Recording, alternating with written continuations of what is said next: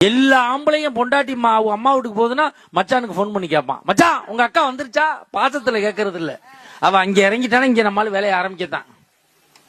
என் பொண்டாட்டி போனார ஊருக்கு போயிட்டா, திருப்பி போன் பண்ணா வர்றேன் அப்படின்னா, ஐயோ வர்றாளா? வீட்டை கூட்டி பெருக்கி மாப்பு போட்டு தொலைச்சு சாம்பிராணி புகையெல்லாம் கிளப்பி விட்டேன். வந்தவ வீட்டை பூரா சுத்தி பார்த்தாயா? ஒண்ணும் இல்ல, எவிடன்ஸ் தான் எல்லாம் க்ளோஸ் பண்ணியாச்சு. பினாயில ஊத்தி தெளிச்சாச்சு. நேர கிச்சனுக்குள்ள போனவ வந்து என் சட்டையை பிடிச்சா, சிகரெட்டு குடிச்சியா? இல்ல. டை சிகரெட்டு குடிச்சியா? சத்தியமா இல்ல.